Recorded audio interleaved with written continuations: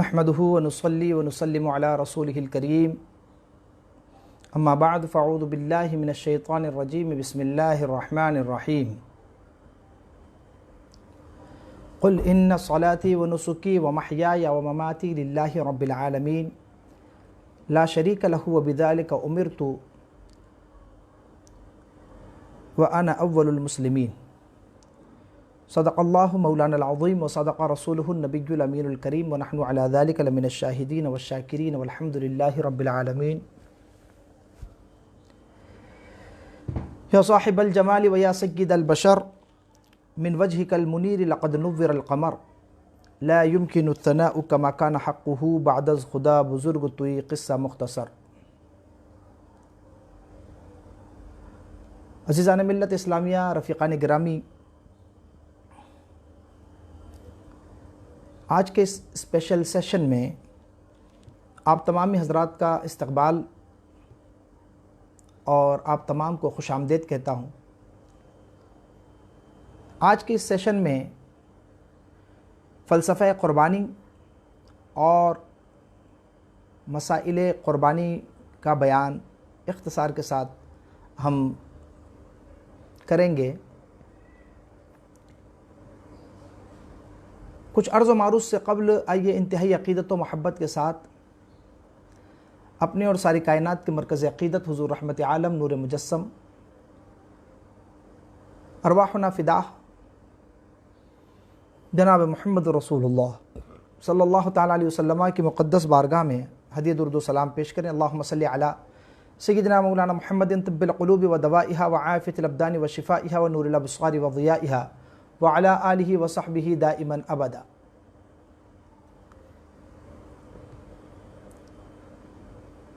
آج کے اس سیشن میں ہم فلسفہ قربانی کے حوالے سے کچھ باتیں عرض کرنا چاہتے ہیں۔ ایک بات بنیادی طور پر جو ذہن میں رکھنی چاہیے وہ یہ ہے کہ اللہ تبارک و تعالیٰ کے یہاں اعمال میں حسن نیت کا اعتبار ہے اور اخلاص کا اعتبار ہے۔ آپ کی نیت میں اگر اخلاص ہے تو آپ کا عمل اللہ جل وعلا کی بارگاہ میں مقبول ہے۔ اگر وہ عمل بغیر اخلاص کے کیا گیا تو وہ عمل چاہے جتنا زیادہ ہو اور بظاہر اس کی کوانٹٹی بہت زیادہ ہو، اس کے باوجود اللہ جل وعلا کی بارگاہ میں وہ عمل مقبول نہیں ہوتا۔ اسی وجہ سے اللہ جل وعلا نے قرآن مجید برہان رشید میں ارشاد فرمایا لن ینال اللہ لحومها ولا دماؤها ولکن ینالہ التقوی منکم، کہ اللہ جل وعلا کی بارگاہ میں جو قربانی جانور کی دی جاتی ہے اور کی جاتی ہے تو نہ اس کا گوشت اللہ کی بارگاہ میں پہنچتا ہے، نہ اس کا خون اللہ جل وعلا کی بارگاہ میں پہنچتا ہے، ولیکن ینالہ التقوی منکم، لیکن تمہارا تقوی اور تمہاری حسن نیت اللہ جل وعلا کی بارگاہ میں دیکھی جاتی ہے۔ ایک اور حدیث مبارکہ میں اللہ کے رسول تاجدار دو عالم صلی اللہ تعالیٰ علیہ وسلم نے ارشاد فرمایا کہ لا ينظر اللہ الی صورکم ولا الی اعمالکم، کہ اللہ جل وعلا نہ تو آپ کی شکل و رنگت کو دیکھتا ہے نہ آپ کے اعمال کو دیکھتا ہے، بلکہ وہ ولیکن ینظر الی قلوبکم و تقواکم او کما قال رسول اللہ صلی اللہ تعالیٰ علیہ وسلم، تو وہ آپ کے تقوی اور آپ کے اخلاص، آپ کے حسن نیت، تو جہاں حسن نیت ہوگی وہ عمل میں برکت بھی ہوگا، اللہ جل وعلا کی بارگاہ میں مقبول بھی ہوگا۔ اب آپ دیکھیں اللہ جل وعلا نے قرآن مجید میں ارشاد فرمایا قل، اے محبوب آپ فرما دیجئے کہ ان صلاتی و نسکی و محیای و مماتی للہ رب العالمین، کہ بے شک میری نماز، میری قربانی، میری زندگی اور میری موت اللہ ہی کے لیے ہے جو سارے جہان کا پالنے والا ہے۔ تو اس آیت نے جھنجھوڑ کر کے بتایا مسلمانوں کو کہ قربانی بھی وہی مقبول ہے جو اللہ جل وعلا کی بارگاہ میں اخلاص کے ساتھ، حسن نیت کے ساتھ، صرف اس کی رضا اور خوشنودی کے لیے اور اللہ جل وعلا کی قرب اور اس کا جو ہے وہ اس کی رضا طلب کرتے ہوئے جو کی جائے۔ آج افسوس کی بات یہ ہے کہ ہمارے معاشرے میں ہم نے یہ سمجھ رکھا ہے کہ خون کے چند قطرے بہا دیے، ایک خوبصورت جانور خریدا، 2 خوبصورت جانور خریدے، چند خوبصورت جانور خرید کر کے ہم نے ان کی قربانی کر دی، چند قطرے خون بہا دیا، ہم نے قربانی کر لی اور ہمارے اغراض و مقاصد جو ہے وہ پورے ہو گئے۔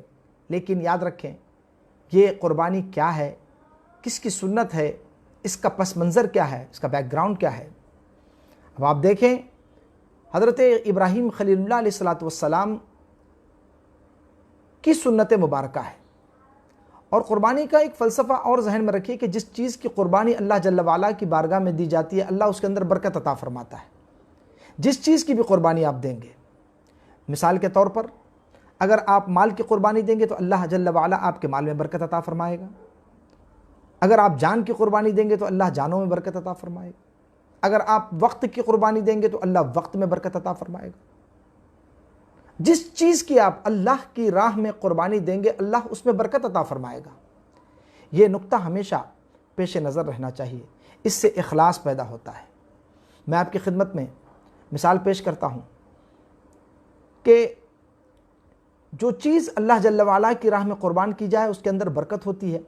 اور اس میں کمی نہیں واقع ہوتی ہے۔ اس کی مثال دیکھیے آپ، پوری دنیا میں جتنی قربانیاں ہوتی ہیں، جتنے جانوروں کو قربان کیا جاتا ہے، جیسے بھیڑ ہے، بکری ہے اور بڑے جانور ہیں، تو جن جانوروں کی قربانیاں ہوتی ہیں اللہ نے اس کے اندر بڑی برکت رکھی ہے، حالانکہ ان کی جو پیداوار بنسبت دوسرے جانوروں کے کم ہے۔ مثال کے طور پر ایک کتیا ہے، وہ 10 8 بچوں کو، خنزیر ہے وہ 12 14 بچے ایک ساتھ پیدا کرتی ہے، لیکن چونکہ وہ اللہ کی راہ میں قربان نہیں ہوتے، وہ حلال نہیں ہیں، اس کے اندر برکت نہیں ہے۔ آپ نے دیکھا ہوگا کہ کیٹل فارمز میں جہاں پر بھیڑ اور بکریوں کا ریوڑ ہوتا ہے وہاں سینکڑوں بلکہ ہزاروں بکریاں ایک ساتھ، ہزاروں بیل، ہزاروں گائیں، ہزاروں بھینسیں ایک ساتھ جو ہے وہ چرتے ہوئے نظر آتے ہیں، لیکن ہم نے ایسا نہیں دیکھا آج تک کہ ہزاروں خنزیر کہیں ایک ساتھ چر رہے ہوں، ہزاروں کتے کتیاں ایک ساتھ چر رہے ہوں۔ اس کی وجہ یہ ہے کہ اس کے اندر برکت نہیں ہے، اور برکت اللہ جل وعلا نے انہی جانوروں میں رکھی ہے جو اس کی راہ میں قربان کیے جاتے ہیں۔ اب دولت کی آپ مثال لیں، اللہ کے رسول تاجدار مدینہ صلی اللہ تعالیٰ علیہ وسلم نے ارشاد فرمایا ما نقص مال من صدقہ، کہ جو مال اللہ کی راہ میں قربان کیا جائے وہ مال کم نہیں ہوتا بلکہ اللہ جل وعلا اس میں برکت عطا فرماتا ہے، وہ مال بڑھتا چلا جاتا ہے۔ ایسے ہی جو وقت اللہ جل وعلا کی راہ میں صرف کیا جائے، جو توانائی اللہ جل وعلا کی راہ میں صرف کی جائے اللہ اس میں برکت عطا فرماتا ہے۔ اس کی میں مثال پیش کرتا ہوں، ماضی قریب سے بہت زیادہ دور جانے کی ضرورت نہیں ہے۔ امام اہل سنت اعلیٰ حضرت الشاہ امام احمد رضا خان فاضل بریلوی رحمۃ اللہ تعالیٰ علیہ، آپ کے وقت میں اللہ نے اتنی برکت عطا فرمائی تھی، اس کی وجہ ہے کہ آپ اپنا وقت جو ہے وہ اللہ کی راہ میں قربان کرتے تھے، نیک کاموں میں، لوگوں کے ایمان و عقیدے کی حفاظت کرنے میں، لوگوں کو مسائل شرعیہ بیان کرنے میں، اصلاح اعمال کرنے میں، اصلاح عقائد کرنے میں، سارا وقت آپ کا چونکہ اس عمل خیر میں صرف ہوتا تھا تو سارا وقت چونکہ اللہ کی راہ میں قربان، لہٰذا اللہ نے وقت میں برکت اتنی عطا فرمائی۔ خود ارشاد فرماتے ہیں کہ اللہ جل وعلا نے مجھ ناچیز سے وہ کام لیا ہے کہ 3 زندگیاں مل کر کے لوگ اگر کرنا چاہیں تو وہ نہ کر پائیں، یہ اللہ کا فضل ہے، ذالک فضل اللہ یؤتیہ من یشاء۔ تو وقت کی برکت کی آپ نے مثال ملاحظہ فرما لی کہ وقت میں برکت، جو وقت اللہ کی راہ میں خرچ کیا جائے، جو مال اللہ کی راہ میں خرچ کیا جائے اس کے اندر برکت، جو جانور اللہ کی راہ میں خرچ کیا جائے، قربان کیا جائے، اس میں اللہ نے برکت عطا فرمائی۔ اب جان کی مثال میں دیتا ہوں آپ کو تاکہ ہماری گفتگو جو ہے وہ اس لحاظ سے مکمل ہو جائے کہ ہم نے جو 4 چیزیں ذکر کی تھی چاروں کی ہم جو ہے وہ مثال پیش کر دیں۔ سادات حسینیہ، امام علی مقام امام حسین رضی اللہ تعالی عنہ شہید کربلا، مظلوم کربلا رضی اللہ تعالی عنہ، میدان کربلا میں آپ کی نسل مبارک سے صرف امام زین العابدین رضی اللہ تعالی عنہ یہ باقی تھے اور بچے تھے، ان سے آپ کی نسل مبارک چلی، لیکن چونکہ پورا کنبہ اللہ جل وعلا کی راہ میں قربان ہو چکا تھا، امام علی مقام رضی اللہ تعالیٰ عنہ نے سارے خاندان کی، اپنے بھائیوں کی، بھتیجوں کی، بھانجوں کی، سب کی قربانیاں دی، اپنے ننھے علی اصغر رضی اللہ تعالیٰ عنہ کی بھی قربانی پیش کر دی۔ تو اللہ جل وعلا نے اتنی برکت عطا فرمائی۔ اب دیکھیے جان کی قربانی دی تو جان میں اتنی برکت ہے۔ الحمدللہ امام حسن مجتبیٰ رضی اللہ تعالیٰ عنہ کی بھی جو ہے وہ نسل مبارک میں اللہ نے برکت رکھی ہے، کیونکہ وہ بھی نسل رسول اللہ صلی اللہ تعالیٰ علیہ وسلم ہے، وہ بھی سرکار دو عالم صلی اللہ تعالیٰ علیہ وسلم کے شہزادے ہیں، ان سے رسول اللہ کی نسل چلی۔ لیکن جو تعداد میں اضافہ اور برکت آپ کو حسینی سادات میں نظر آئے گا وہ آپ کو حسنی سادات میں نظر نہیں آئے گا۔ اس کی حکمت جو ہے وہ بزرگان دین نے اور اولیاء اللہ نے یہ بیان فرمائی ہے کہ چونکہ پورا کنبہ اللہ کی راہ میں آپ نے شہید فرمایا اور قربان کیا، تو اس وجہ سے اللہ جل وعلا نے اس میں اتنی برکت رکھی کہ پورے دنیا میں آج آپ کو ہر چہار جانب حسینی سادات آپ کو ملیں گے، اور اللہ نے آج بھی ان کی نسل مبارک میں بڑی برکت رکھی ہے۔ تو جو چیز یہ فلسفہ قربانی کا سمجھنے کے جو قابل ہے وہ یہ ہے، قابل توجہ، کہ جس چیز کو اللہ کی راہ میں صرف کیا جائے اور قربان کیا جائے تو وہ اللہ جل وعلا کی بارگاہ میں پیارا ہوتا ہے اور اللہ اس میں بے پناہ برکتیں عطا فرماتا ہے۔ یہ اختصار کے ساتھ ہم نے آپ کی خدمت میں فلسفہ قربانی پیش کیا۔ لہٰذا قربانی کے فضائل و مناقب ہم کیا بیان کریں جب اللہ نے قرآن مجید میں ارشاد فرمایا فَصَلِّ لِرَبِّكَ وَانْحَرْ، کہ اے محبوب اپنے رب عز و جل کے لیے نماز پڑھیے اور قربانی کیجیے۔ اللہ کے نبی تاجدار مدینہ صلی اللہ تعالیٰ علیہ وسلم نے حدیث مبارکہ میں ارشاد فرمایا، سرکار ارشاد فرماتے ہیں، مشکوٰۃ شریف کی حدیث مبارکہ ہے، سیاہ ستہ کی حدیث ہے،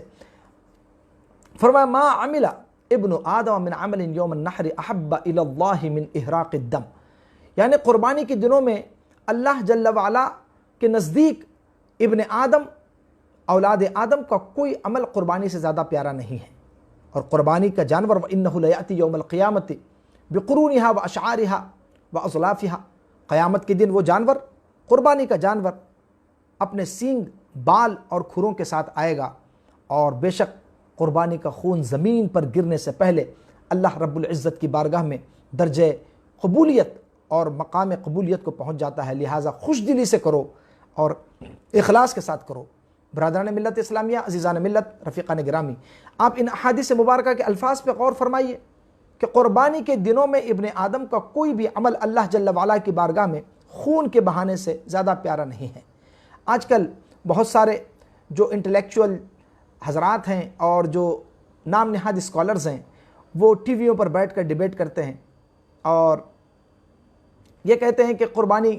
کرنے کے بجائے جو ہے آپ صدقہ کریں، لوگوں کی مالی امداد کریں، تعاون کریں، لوگوں کو ضرورت ہے، اور بالخصوص یہ کرونا وائرس کا دور چل رہا ہے، پینڈیمک ہے، اور ایسے مہاماری کے دور میں، ایسے جو وبا کے دور میں جو ہے وہ قربانی کرنے کی کیا ضرورت ہے؟ لوگوں کی مالی امداد کیجئے، لوگوں کا مالی تعاون کیجئے، تو اس سے ان کی جو ہے وہ معیشت اور ان کی زندگی میں جو ہے وہ آسانیاں ہوں گی اور ان کی اکنامی بہتر ہوگی۔ ایسے لوگوں سے ہم یہ کہنا چاہتے ہیں کہ قربانی کے دنوں میں جو عمل اللہ جل وعلا کی بارگاہ میں سب سے زیادہ مقبول ہے وہ قربانی کرنا ہے۔ لہٰذا اگر کوئی جانور کے برابر سونا تول کر کے وہ سونا لوگوں میں صدقہ کرے، احد پہاڑ کے برابر یا ہمالیہ پہاڑ کے برابر اگر کوئی صاحب سونا اور چاندی، ہیرے جواہرات صدقہ و خیرات کریں قربانی کے دنوں میں، اللہ جل وعلا کی بارگاہ میں وہ مقبول نہیں ہوگا، وہ درجہ نہیں پائے گا، اور وہ قربانی کے ذمہ سے ساقط، ذمہ اس سے ساقط نہیں ہوگا اور ذمہ سے سبکدوش نہیں ہو پائے گا۔ یہ قربانی اللہ جل وعلا کی محبوب عبادت ہے، اسی وجہ سے اللہ نے اس کو صاحب نصاب، جو قربانی کے ایام میں صاحب نصاب ہو، اس پر واجب فرما دیا ہے۔ دین کے معاملات میں عقلی گھوڑے دوڑانے والوں کی بات ہرگز قابل توجہ نہیں ہے۔ لہٰذا جو یہ کہیں کہ آپ قربانی کے بجائے راہ خدا میں صدقہ کر دو، لوگوں کو مالی مدد کر دو، تو ایسے لوگوں سے یہ کہنا ضروری ہے کہ آپ ایک چیز ذہن میں رکھیں کہ ہم زمین کے جو دستاویز ہوتے ہیں، جو ڈاکومنٹیشنز ہوتے ہیں اور جو رجسٹری ہوتی ہے وہ ایک حکومت کے مخصوص کاغذ پر ہوتی ہے، اب وہ کاغذ نہ لے کر کے آپ 500 روپے کا ٹکٹ نہ لیں، 500 روپے کا پیپر نہ لیں، اسٹیمپ پیپر، اس کے بجائے آپ 2000 روپے کے نوٹ جوڑیں اور 2000 روپے کے کئی نوٹ جوڑ کر کے آپ ان 2000 کے نوٹوں پر جو کہ 20000 روپے ہوتے ہیں، تو ان 20000 روپے کے اوپر آپ دستاویز لکھنا چاہیں تو کورٹ اس کو ایکسیپٹ نہیں کرے گا۔ کیوں؟ کیونکہ جو چیز جس چیز پر لکھی جائے گی وہ اسی پر لکھی جائے گی، لہٰذا اسٹیمپ پیپر پر جو چیز لکھی جائے گی اس کے لیے اسٹیمپ پیپر ہی قابل قبول ہوگا، اس کے لیے 2000 کے نوٹ اور دوسری چیزیں قابل قبول نہیں ہوں گی۔ بلا تشبیہ قربانی اللہ جل وعلا کی بارگاہ میں ان ایام میں مقبول عبادت ہے، اور اس کے علاوہ اگر آپ سونا اور چاندی جانوروں کے برابر وزن کر کر کے بھی خیرات کریں گے تو وہ مقبول نہیں ہوگا۔ کیوں؟ کیونکہ ان دنوں میں وہی اللہ کی بارگاہ میں مقبول ہے، ذمہ سے ساقط نہیں ہوگا۔ ہاں اگر کوئی قربانی کرنے کے بعد اگر اپنی طرف سے صدقہ و خیرات کرنا چاہتا ہے تو یہ بہت اچھا عمل ہے، اور اس کو شریعت نے جو ہے وہ انکریج کیا ہے، اور ایسے عمل جو ہے وہ کرنے چاہیے۔ اب آپ اندازہ لگائیے کہ قربانی میں جو ثواب ہے، اللہ کے رسول تاجدار مدینہ صلی اللہ تعالیٰ علیہ وسلم سے ایک صحابی رسول ہے جن کا نام حضرت زید بن ارقم رضی اللہ تعالیٰ عنہ ہے، وہ بیان کرتے ہیں کہ صحابہ کرام نے نبی کریم صلی اللہ تعالیٰ علیہ وسلم کی خدمت میں حاضر ہو کر کے عرض کیا، یا رسول اللہ صلی اللہ تعالیٰ علیہ وسلم ما ہی الاضاحی، یا رسول اللہ یہ قربانیوں کی حقیقت کیا، یہ قربانیاں ہیں کیا؟ سرکار دو عالم صلی اللہ علیہ وسلم نے ارشاد فرمایا، سنت ابیکم ابراہیم، تمہارے والد تمہارے پدر بزرگوار، چونکہ سرکار جو ہے وہ اہل قریش اور اہل عرب سے خطاب فرما رہے تھے، تو جزیرۃ العرب میں سیدنا ابراہیم خلیل اللہ علیہ السلام کی نسلم بعد نسل اولاد بستی تھی، تو فرمایا کہ سنت ابیکم ابراہیم، تمہارے والد سیدنا ابراہیم خلیل اللہ علیہ السلام کی سنت مبارکہ ہے۔ فما لنا فیہا یا رسول اللہ، عرض کیا یا رسول اللہ ہمارے لیے ان قربانیوں میں کیا ہے، کتنا ثواب ہے؟ فرمایا بکل شعرۃ حسنہ، ہر بال کے بدلے میں اللہ تعالی جل وعلا نیکی عطا فرمائے گا۔ یہاں ایک چیز اور قابل ذکر ہے جو علماء کرام نے بیان فرمائی کہ یہاں بکل شعرۃ، اس میں بھی دو زیر ہے جس کو تنوین کہتے ہیں، اور حسنہ اس میں بھی، حسنتن اس میں بھی دو پیش جس کو تنوین کہا جاتا ہے۔ تو یہ تنوین کے تعلق سے علماء نے یہ نقطہ بیان کیا کہ تنوین کبھی تحقیر کے لیے بھی آتی ہے، کبھی تعظیم کے لیے بھی ہوتی ہے۔ تو یہاں پہلے بکل شعرتن میں تنویر برائے جو ہے وہ تحقیر ہے، مطلب یہ ہے کہ چھوٹے سے چھوٹے بال کے بھی بدلے، اور جو حسنتن پہ تنوین ہے وہ برائے تعظیم ہے، چھوٹے سے چھوٹے بال کے عوض بھی اللہ جل وعلا بہت بڑا اجر عطا فرمائے گا۔ تو یہ ذالک فضل اللہ یؤتیہ من یشاء، یہ اللہ جل وعلا کا فضل ہے، اللہ جسے چاہتا ہے عطا فرماتا ہے۔ واللہ یضاعف لمن یشاء، اللہ جس کے لیے چاہے کئی گنا عمل کا ثواب بڑھا کر کے عطا فرماتا ہے، یہ اس کا فضل ہے۔ تو اس حدیث مبارکہ میں جو خاص بات پتہ چلی ہمیں، یہ سنت ابیکم ابراہیم، تمہارے والد حضرت ابراہیم خلیل اللہ علیہ السلام کی سنت مبارکہ ہے۔ تو یہ حضرت ابراہیم خلیل اللہ کی سنت ہے، تو حضرت ابراہیم خلیل اللہ علیہ السلام کا اب واقعہ ہم دیکھتے ہیں اختصار کے ساتھ میں کہ آپ نے یہ کب ادا کیا تھا آپ نے اس سنت کو، اور اس کا پس منظر کیا ہے۔ حضرت ابراہیم خلیل اللہ علیہ السلام یہ بڑے جلیل القدر اولو العزم رسول ہیں، اور آپ کا لقب جو ہے وہ ابو الانبیاء ہے۔ آپ کی نسل میں اللہ جل وعلا نے کئی انبیاء کرام کو پیدا فرمایا، لیکن خاص بات یہ ہے کہ سارے انبیاء جو بھی حضرت ابراہیم علیہ السلام کی نسل سے ہوئے وہ سب حضرت اسحاق علیہ السلام کی اولاد سے ہوئے، سوائے حضرت اسماعیل علیہ السلام کی نسل سے صرف ایک ہمارے آقا تاجدار مدینہ صلی اللہ تعالیٰ علیہ وسلم تشریف لائے، تو باقی سارے حضرت اسحاق کی اولاد سے اور حضرت اسماعیل کی اولاد سے صرف ہمارے آقا صلی اللہ تعالیٰ علیہ وسلم۔ حضرت ابراہیم علیہ السلام کا واقعہ بڑا مشہور و معروف ہے، میں اختصار کے ساتھ اس کو عرض کرتا ہوں کہ آپ نے توحید کا علم بلند کیا اور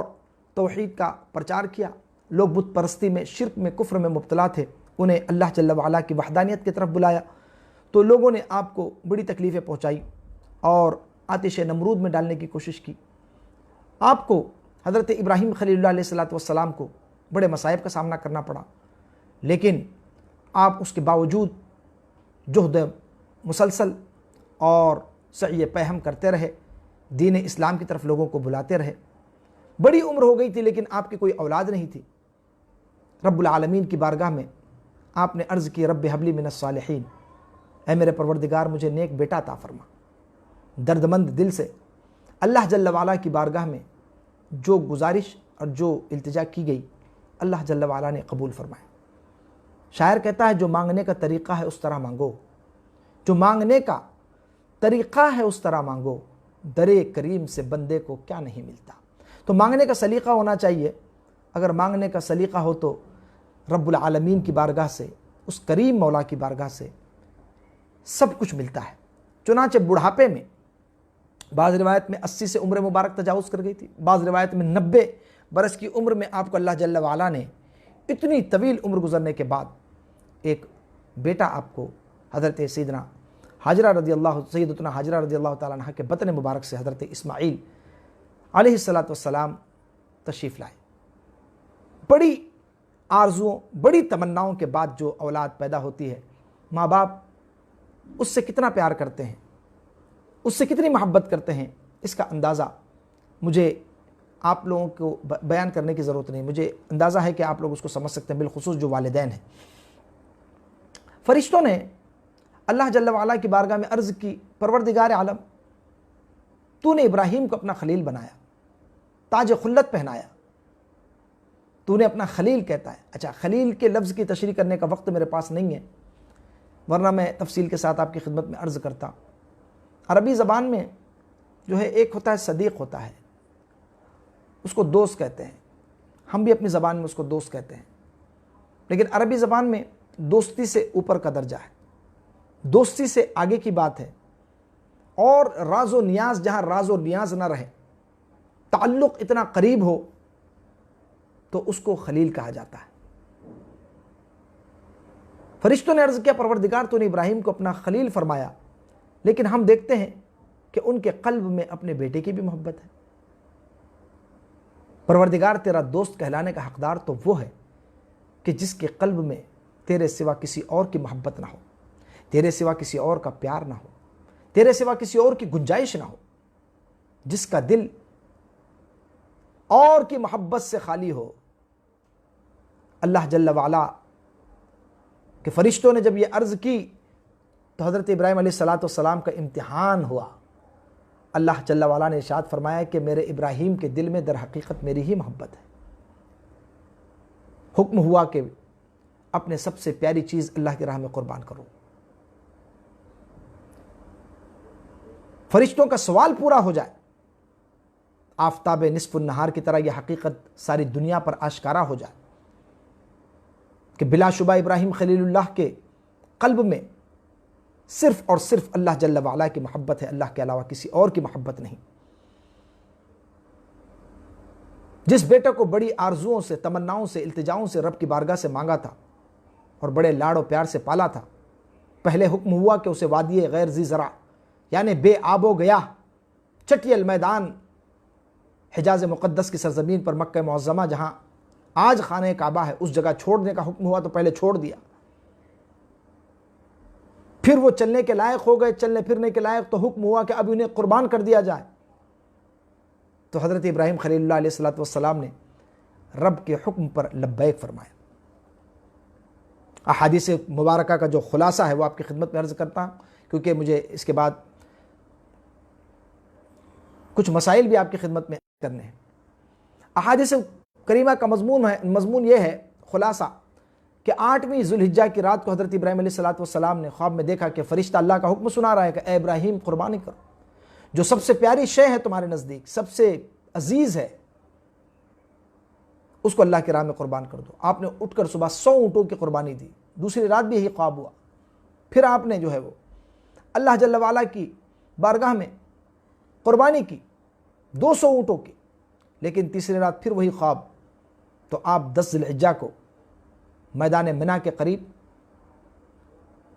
اپنے شہزادے حضرت سیدنا اسماعیل علیہ السلام کو لے کر کے صبر و رضا کے پیکر بن کر کے تشریف لے گئے، اور حضرت اسماعیل علیہ السلام کی عمر مبارک اس وقت 7 برس تھی یا 13 برس تھی، بعض نے اس کے علاوہ بھی اور اقوال کیے. اور ظاہر سی بات ہے نبی تھے حضرت اسماعیل علیہ السلام بھی تو بڑے خوبصورت تھے, حسن و جمال کے پیکر تھے. حضرت ابراہیم خلیل اللہ علیہ السلام نے اپنی اہلیہ محترمہ وفا شعار زوج مقدسہ حضرت سیدنا حاجرہ رضی اللہ تعالی عنہا سے فرمایا کہ آج ایک عظیم الشان بادشاہ کی بارگاہ میں دعوت ہے اس کے دربار میں اسماعیل کو لے جانا چاہتا ہوں. تو وہ سن کر کے خوش ہو گئیں اور حضرت اسماعیل علیہ السلام کو تیار کیا اپنے ہاتھوں سے, اور سر میں تیل رکھا, آنکھوں میں سرما لگایا, کنگھی کی, اور بڑے پیار سے دولہا بنا کر کے حضرت ابراہیم علیہ السلام کے ساتھ روانہ کر دیا. شیطان نے آ کر کے بہکانے کی کوشش کی, واقعات آپ علماء کرام سے سن چکے ہیں, بار بار سنتے رہتے ہیں. شیطان نے روکنے کی کوشش کی تو حضرت ابراہیم علیہ السلام نے 3 مقامات پہ کنکر مارے. تو آج بھی وہ سنت ادا کی جاتی ہے شیطان کو کنکر مارنے کی. حاجی جو ہے وہ ایام حج میں وہ سنت ادا کرتے ہیں. حضرت اسماعیل علیہ السلام نے اپنے والد صاحب سے پوچھا, شیطان نے جو ہے وہ ان کو بھی کچھ ورغلانے کی کوشش کی, تو آپ نے فرمایا کہ نہیں, اگر میرے والد کو اللہ کا حکم ہے تو میں اس کے لیے تیار ہوں, اور اللہ کا حکم نہ ہو تو میرے شفیق اور مہربان والد جو ہے وہ اپنے اتنے لاڑ و پیار سے اور تمناؤں سے پالے ہوئے اور تمناؤں سے مانگے ہوئے اور آرزوؤں سے مانگے ہوئے, التجاؤں سے مانگے ہوئے بیٹے کو اور پیار سے لاڑ سے پیارے ہوئے بیٹے پالے ہوئے بیٹے کی قربانی کیسے کر سکتے ہیں. تو شیطان نے کہا کہ وہ سمجھتے ہیں کہ ان کو اللہ کا حکم ہے, تو کہا کہ جب اللہ کا حکم ہے تو میں اللہ کی رضا پر راضی ہوں. تو آپ نے جواب دی. اب قربانی دی حضرت ابراہیم علیہ السلام نے. اللہ جل وعلا نے جنت سے حضرت سیدنا جبرائیل علیہ السلام کے ذریعے سے دمبا روانہ فرمایا, حکم دیا, اور اس دمبے کی قربانی ہوئی. اور اللہ تبارک و تعالیٰ نے فرمایا کہ قد صدقت الرؤیا, آپ نے اپنا خواب سچ کر دکھایا. وفدیناہ بذبح عظیم, اور ہم نے اس اسماعیل علیہ السلام کے بدلے میں ایک ذبح عظیم کا فدیہ دیا. تو آپ کی قربانی اللہ جل وعلا کی بارگاہ میں قبول ہو گئی. یہ سنت مبارکہ ہے. تو کانسیپٹ جو ہے وہ قربانی کا وہ یہ ہے کہ اپنی عزیز چیز اللہ جل وعلا کی بارگاہ میں قربان کی جائے. دین کے لیے ضرورت پڑے, اللہ جل وعلا کا حکم ہو تو مال کا حکم ہو تو مال, جان کا حکم ہو تو جان, وقت کا حکم ہو تو وقت, دین کو جس چیز کی ضرورت ہو اس چیز کو قربان کرنا اللہ کی رضا کے لیے, یہ ہے قربانی کا فلسفہ. پھر اس کا ریوارڈ, اس کا ثواب, اس کی جزا اللہ جل وعلا کی بارگاہ سے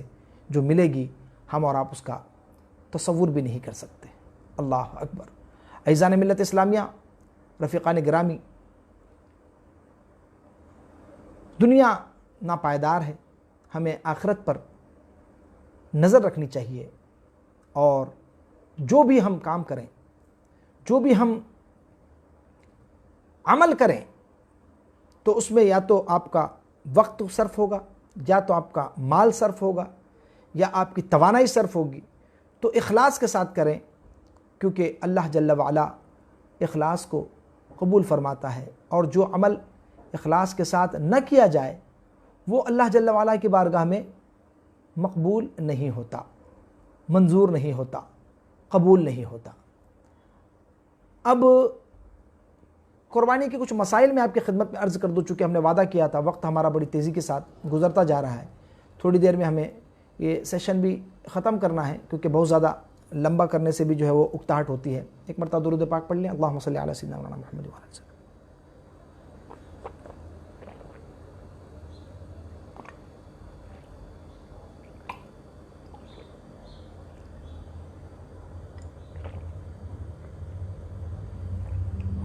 عزیزان ملت, کورونا وائرس یہ پینڈیمک کا ٹائم ہے, اور بہت ساری ریسٹرکشنز ہیں, بہت سارے پابندیاں ہیں.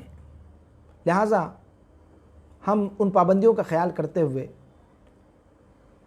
اسلام کی جو عبادات ہیں, اور اسلام کا جو شعار ہے، جو ہماری علامات ہیں، جو ہمارے سمبلز ہیں، ہم اس کو بھی مضبوطی کے ساتھ پریکٹس کریں گے اور اس پر مضبوطی کے ساتھ قائم رہیں گے۔ قربانی کے سلسلے میں بہت سارے احباب نے کچھ سوالات بھی کیے، اس کو بھی میں اختصار کے ساتھ آپ کی خدمت میں عرض کر دوں کہ قربانی کس پر واجب ہے۔ بہت سارے احباب ہمارے یہ سمجھتے ہیں، اچھے خاصے جو دیندار حضرات ہیں وہ یہ سمجھتے ہیں کہ جس پر زکوٰۃ واجب ہے اس پر ہی قربانی واجب ہے۔ ایسا نہیں ہے، قربانی کا اور زکوٰۃ کا مسئلہ تھوڑا سا ڈفرینٹ ہے۔ وہ اس اعتبار سے ڈفرینٹ ہے، ان میں ڈفرینس کیا ہے؟ ڈفرینس یہ ہے کہ قربانی کے لیے حولان حول کی شرط نہیں ہے، یعنی اس مال پر جو آپ کے پاس ہے، نصاب آپ کو پتہ ہے 52.5 تولہ چاندی یا 7.5 تولہ سونا، یا اس کی مالیت کی رقم حاجت اصلیہ اور ضرورت کے علاوہ ہو، تو اس شخص پر حولان حول گزرنے کے بعد زکوٰۃ واجب ہوتی ہے۔ لیکن قربانی کے لیے سال گزرنا شرط نہیں ہے۔ ایام قربانی میں اگر اس کے پاس اتنا پیسہ جمع ہو گیا جو 52.5 تولہ چاندی کی قیمت یا 52.5 تولہ چاندی ہو گئی، یا تھوڑا سونا تھوڑا چاندی، تھوڑا سونا تھوڑا روپیہ مل کر کے 52.5 تولہ چاندی کے برابر قیمت ہو جائے اس کی، مثال کے طور پر 2 تولہ سونا ہے اور 500,000 روپیہ ہے، تو دونوں کو ملا کر کے آپ اندازہ لگائیں تو آج 50,000 روپے تولہ 24 کیرٹ ہے، تو 22 کیرٹ اگر سونے کی قیمت بھی لگائیں گے تو آپ 48,000 روپے، تو 96,000 روپے کا سونا ہو گیا اور 500 روپیہ، یہ دونوں مل کر کے 52.5 تولہ چاندی، جس کی قیمت اپروکسیمیٹلی آج کی تاریخ کے اعتبار سے جو ہے وہ 45,000 48,000 46,000 یا اس سے تھوڑا سا کم زیادہ اتنی ہوتی ہے۔ تو اب یہ نصاب ہو گیا، تو اس شخص پر، اس خاتون پر بھی قربانی واجب ہو گئی۔ تو یہ مسئلہ جو ہے وہ قابل توجہ ہے کہ زکوٰۃ میں اور قربانی میں فرق یہ ہے کہ قربانی کے لیے اس مال پر، نصاب پر حولان حول کی شرط نہیں ہے، قربانی کے لیے سال گزرنا شرط نہیں ہے۔ ایام نحر میں یعنی قربانی کے دن 10ویں 11ویں 12ویں ان 3 دنوں میں اگر اتنا پیسہ کسی کے پاس ہے تو وہ صاحب نصاب قربانی اس پر واجب ہو جائے گی۔ یہ خاص بات ہے جس پر توجہ بہت سارے احباب نہیں کرتے ہیں۔ ہمارے بہت سارے احباب نے جو ہے وہ اپنی خواتین کو سونا جو ہے وہ صرف رکھایا ہوا ہے کہ آپ سونا رکھیے، 7.5 تولہ سے کم ہے، مثال کے طور پر 7 تولہ سونا رکھا ہے، چاندی بالکل نہیں رکھی ہے، اور وہ سمجھتے ہیں کہ ان پر قربانی نہیں ہے، حالانکہ ان کے پاس حاجت اصلیہ کے علاوہ بہت ساری چیزیں بھی ہوتی ہیں، 500 1000 2000 5000 روپیے بھی ہوتے ہیں، تو پیسہ روپیہ اور سونا مل کر کے وہ نصاب ہو گیا، ان کو قربانی واجب ہے، لیکن وہ نہیں کرتے ہیں، وہ سمجھتے ہیں کہ نہیں 7.5 تولہ سونا نہیں ہے، 52.5 تولہ چاندی نہیں ہے، تو اب قربانی کرنے کی ہمیں ضرورت نہیں ہے۔ ایسا نہیں ہے۔ دوسرا مسئلہ یہ ہے کہ گھر کے جتنے افراد، یہ بہت اہم مسئلہ ہے، اس پر بھی لوگ توجہ نہیں فرماتے ہیں کہ جن لوگوں پر قربانی واجب ہے ان سب کی طرف سے قربانی کرنا پڑے گا، ورنہ وہ شخص جو ہے وہ گنہگار ہوگا، قربانی ذمے میں باقی رہے گی۔ اگر ایام گزر جائیں تو پھر اس مال کو صدقہ کرنا ان پر ضروری ہوگا۔ اب آپ دیکھیں کہ گھر میں 5 بھائی ہیں، 5 بھائی کماتے ہیں اور 5 شادی شدہ ہیں اور 5 کی بیویاں ہیں، سب کے پاس زیور بھی ہے، چاندی بھی ہے، سونا بھی ہے، اور ایسا آج کل نہیں ہوتا کہ صرف سونا ہو اور یا صرف چاندی ہو اور پاس میں پیسے کچھ نہ ہو، تو پیسے بھی ہوتے ہیں، تو لہٰذا ان پر جو ہے قربانی واجب ہوتی ہے۔ تو قربانی جو ہے وہ 10 لوگوں پر واجب ہے پورے گھر میں۔ لوگ جو ہے وہ 2 بڑے بکرے لے آتے ہیں اور سمجھتے ہیں کہ بس سب کی طرف سے قربانی ہو گئی ہے۔ یہ بالکل مس انڈرسٹینڈنگ ہے۔ اس گھر سے 10 قربانیاں، اگر آپ کو بکرے کرنے ہیں تو 10 قربانیاں 10 بکروں کی کرنی پڑے گی۔ اگر آپ کو اتنی وسعت نہیں ہے تو آپ 1-2 بکرے کر لیں اور باقی جو ہے وہ بڑے جانور میں حصہ لے لیں۔ تو اس طریقے سے 10 لوگ جب قربانی جن پر واجب ہے اس گھر میں موجود ہیں تو 10 قربانیاں شرعاً واجب ہوں گی، نہیں کریں گے تو گنہگار ہوں گے۔ اس میں بہت زیادہ لاپرواہی ہوتی ہے، اس لیے یہ مسئلہ میں نے خاص طور پر آپ کی خدمت میں عرض کیا۔ ایک اور مسئلہ، اب ایسے حالات ہیں تو ایسے حالات میں کیا کیا جا سکتا ہے؟ بہت سارے لوگ جو ہے وہ اپنے گھروں میں قربانی نہیں کر سکتے، بہت سارے شہروں میں سلاٹر ہاؤس بند ہیں، وہ کیا کریں؟ تو وہ دوسرے صوبوں میں، دوسرے علاقوں میں جہاں ان کے متعلقین ہیں، احباب ہیں، دوست ہیں، رشتہ دار ہیں، اطراف و جوانب کے اضلاع میں، وہاں پر حصے لے کر کے وہاں قربانی کر سکتے ہیں۔ ان دنوں میں مفتیان کرام کے فتاوی آپ کی خدمت میں آ چکے ہیں کہ نماز کا کیا کیا جائے۔ تو جتنے لوگوں کو گورنمنٹ کی طرف سے اجازت ہے اور جہاں سوشل ڈسٹینسنگ کے ساتھ نماز پڑھنے کی بھی اجازت ملی ہوئی ہے، وہ نماز ادا کریں، اور باقی لوگ گھروں پر 4 رکعت چاشت نماز ادا کریں۔ جب عید کی نماز محلے کی مسجد میں یا شہر کی جو مسجد ہے یا عیدگاہ ہے وہاں ہو جائے، 4 رکعت چاشت کی نماز ادا کریں اور تکبیر پڑھیں، تکبیر تشریق، اللہ اکبر اللہ اکبر لا الہ الا اللہ واللہ اکبر اللہ اکبر وللہ الحمد۔ ویسے یہ تکبیر تشریق جو ہے وہ ایام تشریق میں، یعنی 9 ذی الحجہ سے لے کر کے آپ کو 13ویں کے عصر تک جو ہے وہ پڑھنی ہے، ہر نماز کے بعد جو جماعت مسنونہ کے ساتھ ادا کی جائے۔ اگر تنہا پڑھے تب بھی تکبیر تشریق آپ کو پڑھنا ہے، لیکن اس صورت میں یہ واجب نہیں ہوگی۔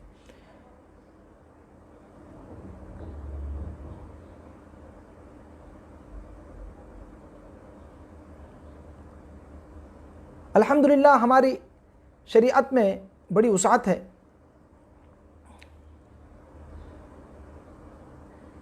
اور اتنی فلیکسیبلٹی ہے اللہ کے کرم و احسان سے کہ ہر قسم کے حالات میں ہماری شریعت نے رہنمائی کی ہے۔ اب کچھ صورتیں جو ہے وہ ہم آپ کی خدمت میں عرض کر رہے ہیں جو اس پینڈیمک سچویشن کے حوالے سے، ایک تو قربانی کا مسئلہ ہو گیا۔ اچھا، اگر بالفرض کہیں سخت قسم کا کرفیو ہے اور قربانی آپ کر ہی نہیں سکتے، اور آپ کے باہر جانے کے بھی ذرائع نہیں ہیں، انٹرنیٹ کٹ آف ہے اور کوئی آپشن نہیں ہے، تو ایسی صورت میں بھی علماء کرام نے جو ہے رہنمائی فرمائی ہے کہ اس صورت میں آپ اس مال کا صدقہ کر سکتے ہیں۔ اب کچھ صورتیں جو ہے وہ ابھی جو میں نے ذکر کی ہے اس میں کچھ اضافہ کرتے ہوئے آپ کی خدمت میں عرض کر دوں۔ جس کے پاس کچھ چاندی اور کچھ روپیے ہیں، یا کچھ سونا اور کچھ روپیے ہیں، اور دونوں مل کر کے نصاب کو پہنچ جائے، تقریباً 40-45 ہزار روپے تک پہنچ جائے، تو اس پر قربانی کرنا واجب ہے۔ کوئی پلاٹ ہے جو ضرورت کے وقت کے لیے رکھ چھوڑا ہے اور جس کی قیمت جو ہے وہ 45 ہزار روپے سے زائد ہے، تو اس پر بھی قربانی واجب ہے۔ کاشت کی زمین ہے، یعنی کھیتی ہے اس کے پاس میں، جس کا دام، جس کی قیمت بقدر نصاب یا زائد ہے،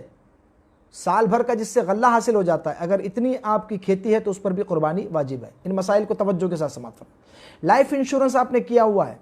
فکس ڈپازٹ ہے، ایف ڈی ہے آپ کے پاس میں، این ایس سی وغیرہ جو آپ کی اسکیمز ہیں، پالیسیاں ہیں، اس کے روپے اگر بقدر نصاب پہنچ گئے تب بھی آپ پر قربانی واجب ہے۔ یا آپ کو کسی نے اتنے پیسے قرض لوٹانے ہیں، یعنی آپ نے قرض دیا ہوا ہے تو آپ کو وہ پیسے ملنے والے ہیں، 50 ہزار روپے کم و بیش، تو آپ پر بھی قربانی واجب ہے۔ لڑکی کو جو میکے سے زیور ملتے ہیں اس کی مالک لڑکی ہوتی ہے، اور اسے جو سسرال سے جو زیور ملتے ہیں ان کا جو ہے وہ عرف الگ الگ علاقوں کے اعتبار سے الگ الگ ہوتا ہے۔ بعض جگہوں پر اس کو لڑکے کی ملکیت سمجھا جاتا ہے، لڑکے والوں کی، اور بعض جگہوں پر اس کو بھی لڑکی ہی کی ملکیت سمجھا جاتا ہے، کیونکہ وہ لڑکی کو دے دیا جاتا ہے، وہ گفٹ کر دیا جاتا ہے، ہبہ بھی کر دیا جاتا ہے، اور ساتھ ہی قبضہ بھی ہو جاتا ہے۔ تو بعض علاقوں کے عرف کے اعتبار سے بعض صورتیں ہیں جو اس سے الگ بھی ہو سکتی ہیں، لیکن جنرلی وہ لڑکی کا سمجھا جاتا ہے۔ گھر میں 10 لوگ ہیں، 10 لوگ مالک نصاب ہے، میں نے عرض کر دیا سب قربانی جو ہے وہ سب کی طرف سے کرنی پڑے گی۔ جن کے پاس روپیے نہیں ہے لیکن وہ مالک نصاب ہے، زمین ہے، گاڑی ہے اور دوسرے ذرائع ہیں جو سورس آف انکم ہے لیکن ہاتھ میں پیسہ نہیں، لیکن ان کو قربانی کرنی ہے، قرض لے کر کے کرنا پڑے گا. کسی نے قرض لے کر کے قربانی کر دی، اس کی قربانی ادا ہو جائے گی. قربانی واجب نہیں ہے تب بھی اس نے قرض لے کر دی تو اس کی طرف سے قربانی وہ بھی ادا ہو جائے گی، نفل ہوگی.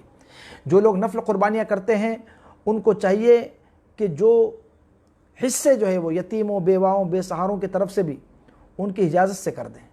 اور گوشت جو ہے وہ ان کے حوالے کر دیں، تو یہ بڑے ثواب کا کام ہے. یہی حکم ہے جو ان لوگوں کے لیے جو دور دراز مقامات سے اپنے پیر یا اپنے بزرگوں کی طرف سے، عالم کی طرف سے، کسی جو ہے وہ شیخ کی طرف سے قربانی کرتے ہیں تو وہ جانور یا حصہ ان کی طرف سے خریدیں اور ان کی اجازت لے کر کے ان کی طرف سے ذبح کریں کہ ہم آپ کی طرف سے اس کو ذبح کر رہے ہیں. ان کی طرف سے اجازت لے کر کے آپ قربانی کر لیں تو ان کی طرف سے قربانی ہو جائے گی. جن ممالک میں بہت سارے لوگ جو ہے وہ فورن کنٹریز سے انڈیا میں قربانی کرواتے ہیں، کچھ لوگ جو ہے نا دوسرے کنٹریز میں رہتے ہیں، عرب کنٹریز میں رہتے ہیں، یہاں قربانی کرتے ہیں، تو وہاں پر ایک دن پہلے، مثال کے طور پہ سعودی میں عرب شریف میں جو ہے وہ ایک دن پہلے عید ہوتی ہے. تو مثال کے طور پر آج جمعہ ہے انڈیا میں اور وہاں یوم النحر ہے آج، تو ایک دن وہاں پر، تو آج جو ہے وہ انڈیا میں 9 ذی الحجہ یعنی ہمارے یہاں یوم عرفہ ہے، تو آج جو ہے وہ قربانی نہیں کی جا سکتی کیونکہ ان کے یہاں کا ٹائم نہیں ہے. اچھا، ہمارے یہاں جو 12واں دن ہوگا ان کے یہاں 13واں ہوگا، تو اس دن جو اگر کوئی قربانی کرنا چاہے تو اس دن جو ہے وہ نہیں کر سکتا باہر والے کی قربانی، کیونکہ اس کے یہاں کے حساب سے ٹائم ختم ہو چکا ہے. لہٰذا جو دوسرے کنٹریز میں قربانی کرتے ہیں، فارن کنٹریز سے ان کو قربانی آتی ہے، ان کو جو ہے اس بات کا خاص خیال رکھنا چاہیے. جو قربانی کرتے ہیں، جو قربانی کا ذمہ لیتے ہیں، ان حضرات کو اس بات کا خصوصی خیال رکھنا چاہیے کہ وہ پہلے دن نہ کریں کہ وہاں پر جو ہے وہ قربانی تو ہو چکی ہے، ان کا ٹائم ہو گیا ہے، وہاں یوم النحر ہے، عید کا دن ہے، لیکن یہاں نہیں ہے، یہاں ایک دن باقی ہے. تو ایک دن پہلے بھی نہ کریں اور ایک دن بعد بھی نہ کریں، بلکہ یہ کریں کہ اس میں جو ہے وہ اپنے یہاں جو کیا ہے 10 ہے اور 11 ہے اس کو کریں قربانی. اس سے جو ہے وہ قربانی ضائع ہونے سے بچ جائے گی. قربانی کے جانور کی قیمت پل صراط کے دن سواری پر جو قربانی کا جانور ہے، قیامت کے دن یہ پل صراط پر کام آئیں گے. اللہ کے رسول صلی اللہ تعالی علیہ وسلم نے ارشاد فرمایا، سمنوا ضحایاکم فانها علی الصراط مطایاکم، اپنے جانوروں کو خوب موٹا کرو، فربا کرو، تندرست و توانا جانور ہو، کیونکہ یہ قیامت کے دن تمہاری سواری بنیں گے. لہٰذا غربا کی بھی قربانی کا انتظام کریں. جو صاحب نصاب نہیں ہیں آج کل کے حالات میں، ان کی طرف سے آپ قربانی کریں، بلکہ جانور ہی ان کو بطور تحفہ دے دے. جو ایسا کرتے اللہ انہیں بہت اجر و ثواب عطا فرمائے گا، اور جو ایسا کریں گے ہماری دعا ہے کہ اللہ جل وعلا ان کو دونوں جہانوں کی برکتوں سے، سعادتوں سے، نعمتوں سے مالا مال فرمائے. ہمارے بہت سارے احباب دوست ایسے ہیں جو الحمدللہ اس بات کا خیال رکھتے ہیں کہ جو پورا جانور جو ہے وہ خرید کر کے اور انہیں تحفہ دیتے ہیں، اور نہ صرف تحفہ غریبوں کو دیتے ہیں بلکہ ساتھ ہی ساتھ اس کا خرچہ بھی دے دیتے ہیں، چارہ کا پیسہ بھی دے دیتے ہیں، اور جو قصائی آئے گا جو قربانی کرے گا، بعض جگہوں پر 1,500 کہیں 2,000 جانور بڑا ہو تو 2,000 روپے تک لیتے ہیں. اسی لیے لوگ تیسرے دن عموماً کرواتے ہیں کہ کچھ سستا ہو جاتا ہے، پہلے 2 دن جو ہے وہ کافی ڈیمانڈ ہوتی ہے، تو وہ اس کا بھی جو ہے وہ ان کو خرچہ دیں. بیچارے اب وہ جانور بھی آپ دے دیں گے تو 2,000 روپے 1,500 روپے وہ قصائی کو کہاں سے دے پائیں گے. جانور کی جو ہے وہ ذبح کرنے کے بعد جو کٹائی وغیرہ ہوتی ہے، ٹکڑے وغیرہ ہوتے ہیں، یہ سب حصے بنانے کا جو خرچہ وہ ان پر بار پڑے گا. لہٰذا جو حضرات اس طرح کی نیکی کرتے ہیں تو وہ ان کے چارے کا بھی انتظام کریں، ساتھ ہی ساتھ جو ہے وہ جانور کے جو ذبح کرنے کے بعد قصائی کی قیمت ہے اس کا بھی انتظام کریں. تو کچھ اور بھی مطلب ہے کہ ان کی خدمت میں پیش کر دیں تو وہ خوش ہو جائیں گے، ان کے گھر میں جو ہے وہ قربانی ہو جائے گی، اور اس خوشی کا آپ اندازہ نہیں لگا سکتے. اللہ جل وعلا ہمارے بھائیوں کو اس کی توفیق رفیق نصیب فرمائے.